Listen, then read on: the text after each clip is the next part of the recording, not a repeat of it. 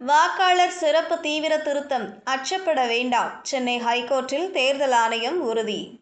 Sir எனப்படும் வாக்காளர் சிறப்பு தீவிர திருத்த பணிகள் நாளை தொடங்க உள்ளன. சர் பணிகளுக்கு தமிழகத்தில் கடும் எதிர்ப்பு கிளம்பி வரும் சூழலில் எஸ்ஐஆர் குறித்து அச்சப்பட தேவையில்லை என்று சென்னை உயர்நீதிமன்றத்தில் தேர்தல் ஆணையம் உறுதியளித்துள்ளது. தமிழகத்தில் சிறப்பு வாக்காளர் பட்டியல் தீவிர திருத்த பணி 2 கட்டமாக நடைபெறும் என தேர்தல் ஆணையம் அறிவித்துள்ளது. அதன்படி முதல் கட்டமாக இந்த பணி நாளை தொடங்க உள்ளது. தமிழகத்தில் இந்த பணிகளை மேற்கொள்வதற்கு திமுக கூட்டணி கட்சிகள் எதிர்ப்பு தெரிவித்துள்ளன.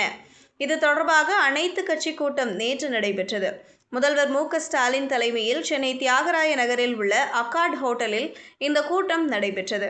திமுக உள்ளிட்ட 49 கட்சிகள் பங்கேற்ற இந்த கூட்டத்தில் சிறப்பு தீவிர வாக்காளர் திருத்த பணியை நிறுத்தாவிட்டால் உச்சநீதிமன்றத்தில் வழக்கு தொடருவோம் என தீர்மானம் நிறைவேற்றப்பட்டது. இந்த நிலையில் எஸ்ஐஆர் குறித்து அச்சப்பட தேவையில்லை என்று தேர்தல் ஆணையம் தெரிவித்துள்ளது. சென்னை உயர்நீதிமன்ற தலைமை நீதிபதி வஸ்தவா தலைமையிலான அமர்வில் எஸ்ஐஆர் பணிகள் தொடர்பான வழக்குகள் விசாரணைக்கு வந்தது. அப்போது தேர்தல் ஆணையம் தரப்பில் ஆஜரான நிரஞ்சன் ராஜகோபால், ஆண்டுதோறும் ஜனவரி மாதம் வாக்காளர் பட்டியல் சிறப்பு திருத்த பணிகள் நடைபெற்று வருகிறது. ஒவ்வொரு தேர்தலுக்கும் முன்பாகவும் வாக்காளர் சிறப்பு திருத்த பணிகள் நடைபெறும். தமிழ்நாடு உள்ளிட்ட 12 மாநிலங்களில் எஸ்ஐஆர் பணிகள் மேற்கொள்வது தொடர்பாக தேர்தல் ஆணையம் கடந்த மாதம் விரிவான அறிவிப்பினை வெளியிட்டது. நாளை முதல் இந்த பணிகள் தொடங்க உள்ளன. இந்த பணிகள் முழுமையாக வாக்காளர் பட்டியல் மாற்றியமைக்கப்பட உள்ளது.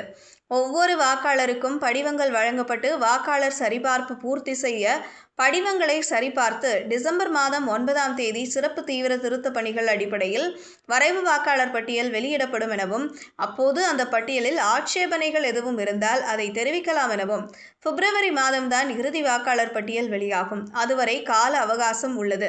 யாரும் கவலைப்பட வேண்டியதில்லை என்று வாதிட்டார்.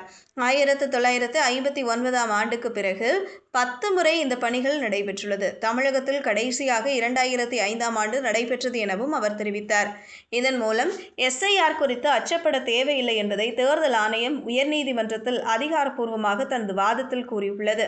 அதிமுகவை சேர்ந்த முன்னாள் எம்எல்ஏ சத்யா உள்ளிட்டோர் சென்னை டி நகர், தாம்பரம் ஆகிய தொகுதிகளில் இறந்தவர்களின் பெயர் இரட்டை பதிவுகளை நீக்க கோரி மனு தாக்கல் செய்திருந்தனர். இந்த வழக்கு விசாரணையின் போதுதான் தேர்தல் ஆணையம் மேற்கண்ட வாதத்தினை முன்வைத்துள்ளது.